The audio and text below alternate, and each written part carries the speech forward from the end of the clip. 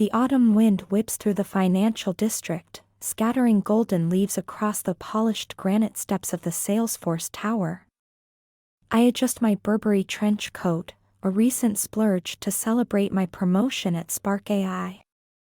My heels click against the pavement, echoing the rhythm of my racing heart. Another networking event. Another chance to prove I belong in Silicon Valley's elite circle. The lobby gleams with chrome and glass, reflecting my nervous smile back at me. I check my Apple Watch, 6:45 p.m. 15 minutes early, just like Mom always taught me. The elevator rises smoothly to the 61st floor, and I catch my reflection in its mirrored walls. Perfectly styled blonde hair, carefully applied makeup, designer outfit, the armor I wear in this cutthroat world. My phone buzzes. A message from Sarah, my best friend since Stanford. Knock him dead, girl. Rocket. The doors open to a sea of Silicon Valley's finest engineers in casual hoodies, executives in tailored suits, and everything in between. I scan the room, noting the usual suspects, VCs huddled in corners, startup founders pitching their next big idea, and tech journalists hunting for their next story. That's when I see him. He stands apart from the crowd, clutching his drink like a lifeline. Tall, Asian American, wearing a charcoal gray suit that somehow looks both expensive and uncomfortable on him. His discomfort is oddly endearing. I watch as he checks his phone for the 100th time, probably wishing he were anywhere else. Something about his authenticity draws me in. In a room full of people playing parts, he seems refreshingly real. I make my way to the bar, positioning myself within his line of sight. The bartender slides me a glass of Chardonnay. I take a sip, stealing another glance in his direction. Our eyes meet. Time stops. My breath catches in my throat. He quickly looks away, a flush creeping up his neck. I hide my smile behind my wine glass. You look like you'd rather be debugging code right now, I say, loud enough for him to hear. He startles, nearly spilling his drink. That obvious, huh? His voice is deeper than I expected, with a warmth that makes my skin tingle. I'm Megan, I offer, extending my hand. Ryan, he replies, his grip firm but gentle. Let me guess, engineer? He nods, looking slightly embarrassed. Google? His eyebrows shoot up. How did you know? I laugh, the sound carrying across the quiet bar. The look of someone who could afford a better suit but chose not to, classic Google engineer. He glances down at his outfit, grinning sheepishly. Guilty as charged. And you? Marketing director at Spark AI. The conversation flows easier than the wine. Ryan tells me about his work in machine learning, his eyes lighting up when he talks about his projects. I find myself leaning closer, drawn in by his passion. The networking event fades into background noise. Hours pass like minutes. We exchange numbers, and I feel a flutter in my stomach when his contact appears on my phone. That night, lying in my Pack Heights apartment, I can't stop smiling at the ceiling. My phone buzzes again. Ryan, thanks for making a boring event not so boring. Coffee sometime? I bite my lip, typing and retyping my response. Finally, blue bottle tomorrow? 10 a.m.? His reply comes instantly, see you there. I fall asleep with butterflies in my stomach, something I haven't felt since college. The next morning, San Francisco greets me with one of its rare, perfectly clear days. The fog has lifted, revealing a brilliant blue sky that matches my mood. I arrive at Blue Bottle 10 minutes early, my heart doing little flips when I spot Ryan already waiting outside. He's traded the suit for dark jeans and a casual button-down.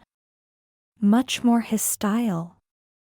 "Morning," he says, his smile sending warmth through my chest.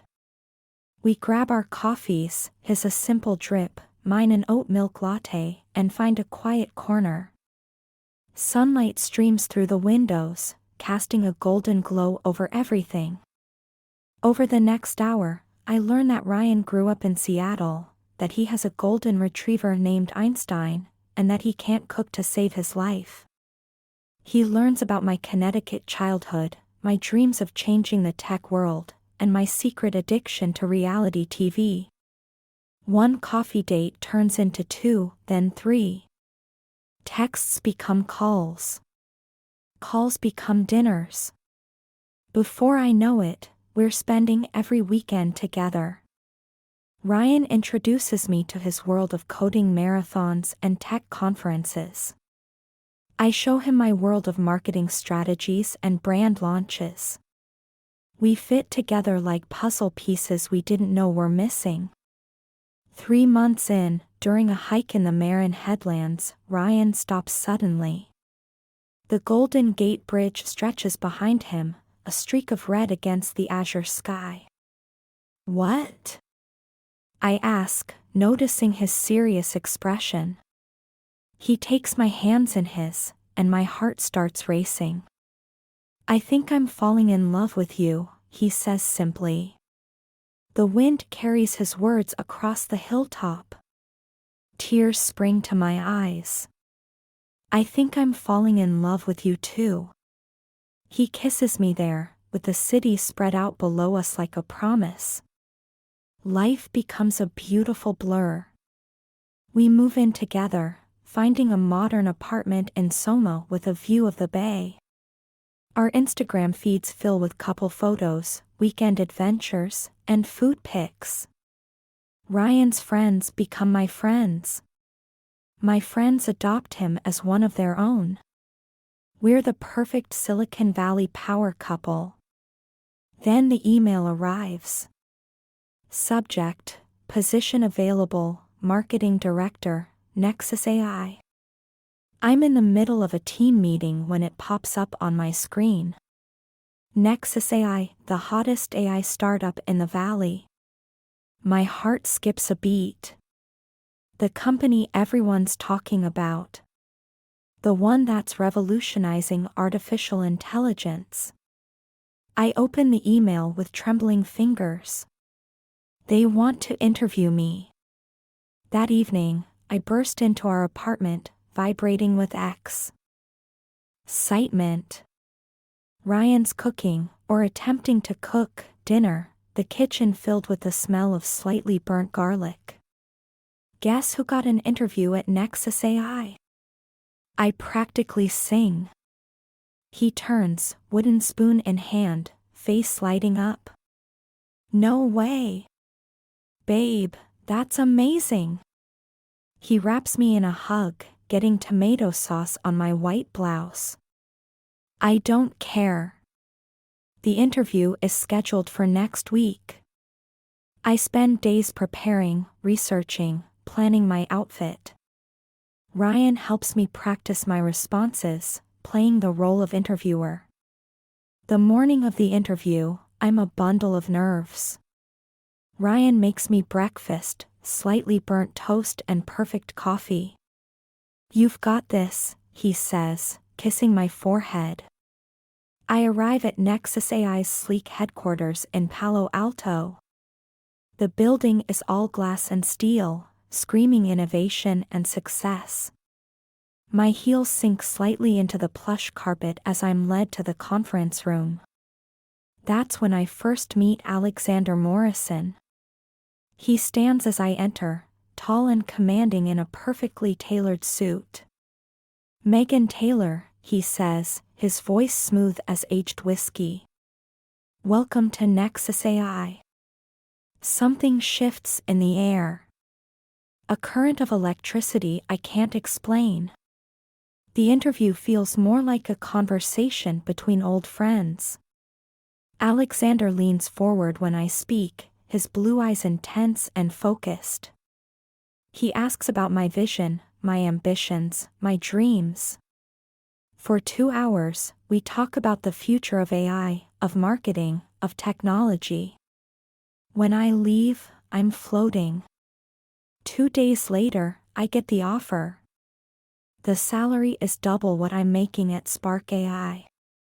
The equity package makes my head spin. I accept without hesitation. Ryan takes me out to celebrate at Saison. We drink expensive champagne and make plans for the future. But something nags at the back of my mind. The way Alexander looked at me during the interview. The intensity in his eyes. I push the thought away. This is my chance to make it big. To prove myself in the tech world. To become someone who matters. I start at Nexus AI the following Monday. Alexander personally shows me around the office. His hand on my back feels warm through my silk blouse. We're going to do great things together, he says. I believe him. The weeks fly by in a blur of meetings, presentations, and late nights. Alexander is always there, guiding me, mentoring me. His praise becomes addictive. His attention makes me feel powerful. Important. Seen. Ryan notices the changes first. The missed dinners. The constant phone notifications. The way I light up when talking about work. About Alexander. You're different, he says one night, his voice quiet. I'm successful, I reply, defensive. That's not what I mean. But I don't want to hear what he means. I'm too caught up in the whirlwind of Nexus AI. Of Alexander's vision. Of who I'm becoming. The first line gets crossed so subtly I almost miss it. A touch that lingers too long. A compliment that feels too personal. A late-night text that has no thing to do with work. I tell myself it's nothing. That this is just how things work in tech. That I'm being paranoid. But deep down, I know. I know when Alexander's eyes follow me across the room. I know when his smile holds secrets. I know when his words carry double meanings. And worst of all, part of me likes it. The attention. The power. The danger. Ryan's voice grows more distant. Our apartment feels colder. Our conversations shorter. I'm losing something precious, but I can't stop. Won't stop. The momentum carries me forward, away from the safe harbor of Ryan's love. Towards something exciting and terrifying. Something that might destroy everything I've built. But I keep going. Because that's what ambitious women do in Silicon Valley. We chase success. We break barriers. We ignore the warning signs. Until it's too late. The first warning comes on a Tuesday evening. Rain drums against the windows of Nexus AI's headquarters, matching my heartbeat. I'm alone in my office, staring at an email from Alexander. Dinner tonight? Need to discuss the Morgan account. My fingers hover over the keyboard. Ryan's voice echoes in my head, date night, remember? I type my response, can't tonight. Prior commitment. Alexander's reply is instant, cancel it. This is important. My stomach twists. I call Ryan, watching raindrops race down the glass.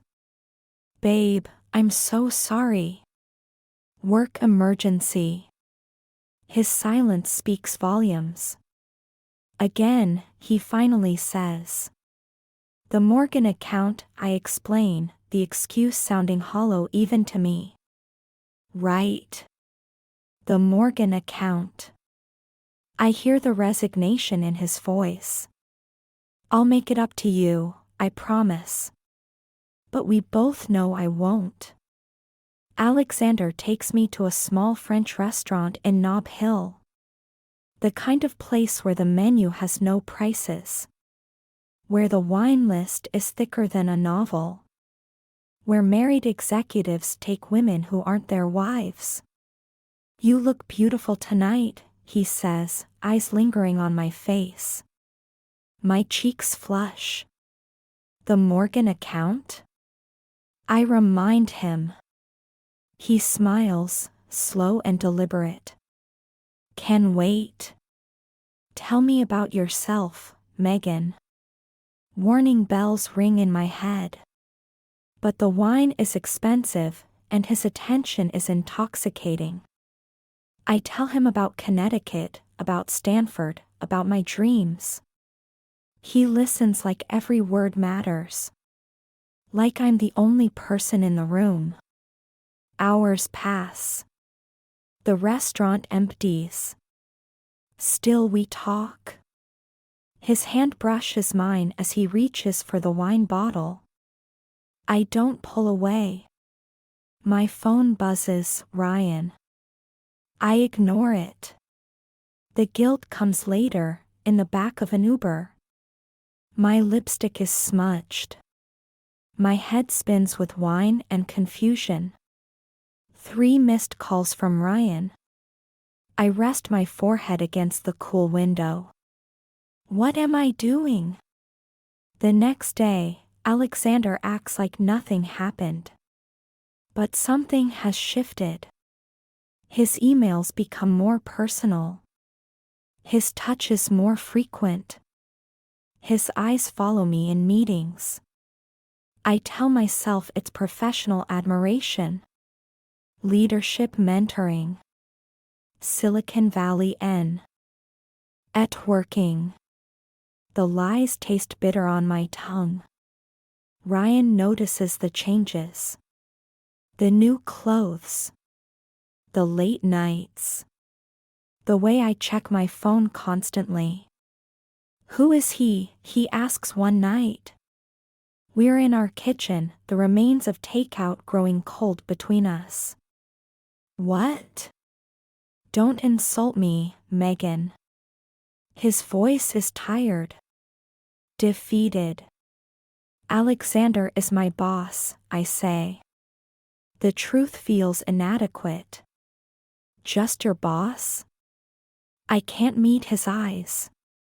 Yes. Another lie. Ryan pushes away from the table. I'm going for a walk. The door closes softly behind him. Somehow that's worse than a slam. Work becomes my escape. Nexus AI is preparing for a major product launch. 18-hour days become normal. Alexander and I practically live in the office. You're extraordinary, he tells me one night. We're alone in the conference room, surrounded by empty coffee cups and presentation slides. His hand finds mine. This time, I let it stay. Alexander. I can't stop thinking about you. His words make my heart race. Make my skin tingle. Make me forget about the man waiting at home. The kiss, when it comes, feels inevitable. Like falling. Like flying. Like destruction. I pull away, lipstick smeared, breathing hard. I can't. But we both know I already have. The guilt follows me home. Sits heavy in my stomach. Stains every conversation with Ryan. He knows. He must know. But he doesn't say anything. Just watches me with sad eyes. Keeps making dinner. Keeps saying, "I love you." Keeps trying to save something that's already broken. The product launch approaches. Alexander becomes more demanding. More possessive. More intoxicating. "Stay late tonight," he says. Not a request. A command. I stay. We work. We drink. We cross lines. My wedding ring feels heavy. The office empties. San Francisco glitters below us like scattered stars. "You deserve better than him," Alexander whispers. His lips brush my neck. I close my eyes. Let myself fall deeper. The next morning, Ryan is waiting in the kitchen. Coffee cups on the counter. Breakfast growing cold. "Where were you?" His voice is hollow. Empty. Working late. The lie comes easily now. Too easily. Your lipstick is smeared. My hand flies to my mouth. Silence stretches between us like a chasm. "I can't do this anymore," Ryan says. The words hang in the air. Heavy. Final. "Ryan. Don't." He stands. Walks to the bedroom. I hear drawers opening. Closing. The sound of a suitcase being pulled from the closet. My heart pounds. Tears blur my vision. "Please," I whisper. But I don't know what I'm asking for. Forgiveness? Understanding? Permission to keep destroying us? Ryan emerges with a packed bag. "I love you," he says. Present tense. It hurts more than past tense would. But I won't watch you throw everything away for him. The door closes. Softly. Always softly. I sink to the kitchen floor. My phone buzzes. Alexander, morning, beautiful. Me. Sing you already. I stare at the message through tears. What have I done? What am I doing? The apartment feels empty. Too big. Too quiet. Evidence of Ryan lingers everywhere. His coffee mug in the sink. His hoodie on the chair. His absence in our bed. I throw myself into work. Into Alexander. Into the intoxicating rush of power and desire. But something's different. The office whispers follow me. Judgmental eyes track my movements. Even Alexander feels different. More controlling. More demanding. Less careful about hiding his intentions. "You're mine now," he says one night. His grip on my arm is too tight. His smile doesn't reach his eyes. Fear flutters in my chest. What have I gotten myself into? The product launch is a success. Champagne flows. Cameras flash. Alexander keeps me close. His hand on my waist. Possessive. Proud. Like I'm another acquisition. Another victory. I catch my reflection in a window. I don't recognize myself. The woman staring back is polished, professional, perfect, and completely hollow. That night, alone in my apartment, I break. Tears flow. Endless. Unstoppable. I pick up my phone. Scroll to Ryan's number. My finger hovers over the call button. But what would I say? How do you apologize for destroying someone's trust? For choosing ambition over love? For becoming someone you never thought you'd be? I put the phone down, curl up on my bed, and let the consequences of my choices wash over me. Tomorrow, I'll go back to Nexus AI. Back to Alexander. Back to the life I thought I wanted. But tonight, I mourn what I've lost. What I've thrown away. The love I didn't know how to keep. The rain starts again. Matching my tears. Washing away the person I used to be. Leaving behind someone I'm not sure I want to know. The truth hits me on a foggy San Francisco morning. I'm sitting in Alexander's office, watching him berate an intern. His face is twisted with cruelty.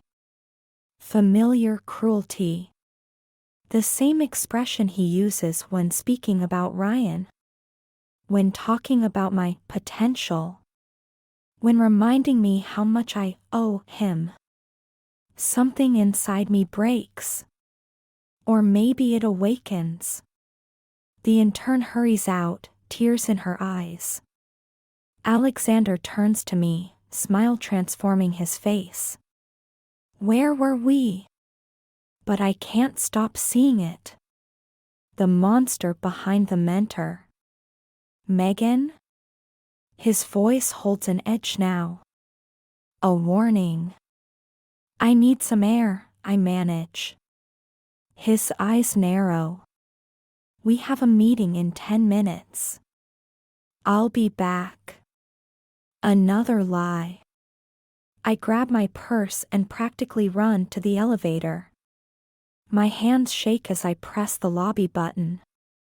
Outside, the fog wraps around me like a blanket. Hiding me. Protecting me. I walk without direction. Past Blue Bottle where Ryan and I first had coffee. Past the park where we used to walk Einstein. Past all the places I've tried to forget. My phone buzzes constantly. Alexander.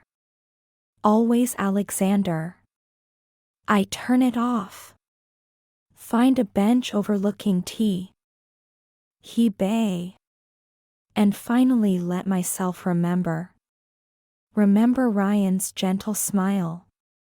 His quiet strength. His unwavering love. Remember who I used to be. Before Alexander. Before ambition poisoned everything. Tears fall freely now. A jogger gives me a concerned look. I must look insane. Designer suit, mascara streaks, sobbing on a park bench. But I don't care. For the first time in months, I'm seeing clearly. My phone turns back on. 27 messages from Alexander. Each more demanding than the last. One catches my eye, don't forget who made you. A laugh bubbles up. Harsh. Hysterical. Because he didn't make me. He unmade me. I stand. Smooth my skirt. And make a decision. The Nexus AI office is quiet when I return. Everyone avoids my eyes. They know what's coming. Alexander's door is closed.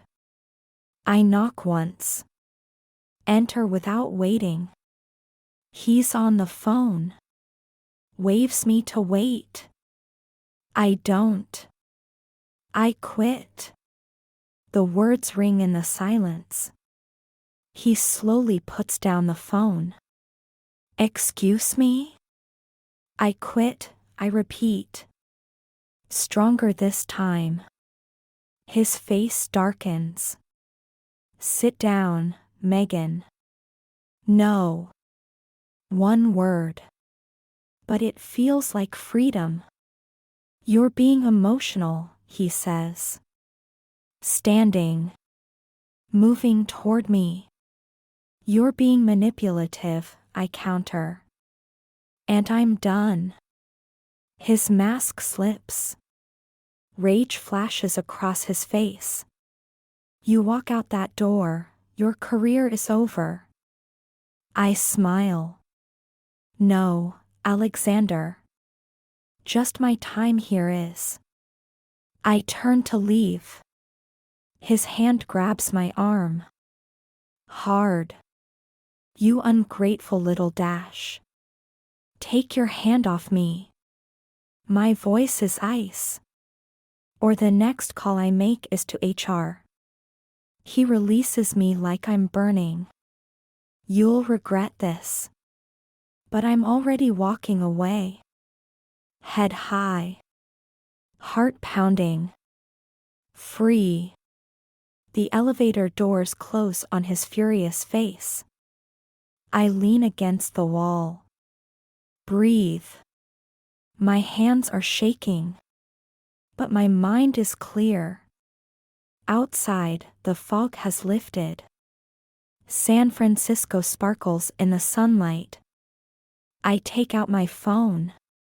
Delete Alexander's messages. And open my contacts. Scroll to Ryan's name. Pause. What right do I have to call him? After everything I've done? But I need to try. Need to at least apologize. The phone rings. Once. Twice. Megan? His voice. God, his voice. Ryan, I whisper. Can we talk? Silence stretches. My heart stops. Where? Relief floods through me. Blue bottle? A soft laugh. Of course. He's already there when I arrive. 2 cups on the table. My order hasn't changed. Neither has he. Hi, I say. Inadequate. But it's all I have. Hi. He gestures to the chair. I sit. Words tumble out. Apologies. Explanations. Tears. He listens. Silent. Patient. When I finish, he speaks. I can't forgive you yet. I know. But I'm glad you're okay. Fresh tears fall. I'm not okay, I admit. But I want to be. He nods. Understanding. It takes time. Will you? I hesitate. Will you help me? He studies me. Searching for something. As friends, he says finally. Just friends. It's more than I deserve. Thank you. Weeks that follow are hard. Alexander makes good on his threats. Rumors spread through Silicon Valley. Doors close. But others open. A small startup takes a chance on me. No corner office. No stock options. Just honest work. And slowly, I rebuild. Ryan keeps his word. Friendship comes slowly, trust even slower. But it comes. Coffee dates become lunch breaks. Lunch breaks become weekend walks. Einstein joins us sometimes, his tail wagging at the sight of me. More forgiving than his owner. I learn to be alone, to face myself in the mirror, to forgive myself. Little by little, day by day. The whispers about Alexander grow louder. Other women come forward. The empire he built starts to crumble. I watch from a distance. Feel nothing but pity. 1 year after I walked out of Nexus AI, Ryan and I sit on our old bench. The bay stretches before us. Peaceful. Perfect. I'm proud of you, he says. I look at him. Surprised. For what? For finding yourself again. His hand finds mine. Tentative. Hopeful. I squeeze it gently.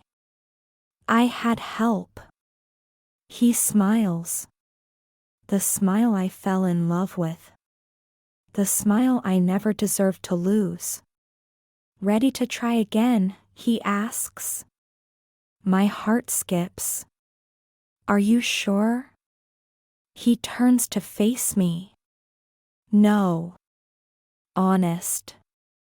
Always honest. But I want to try. Tears blur my vision. Happy tears this time. Me too. The fog rolls in from the bay. Soft. Gentle. Like new beginnings. Like second chances. Like love that never really died. Just waited. Patient. Forgiving. For me to find my way back home. End.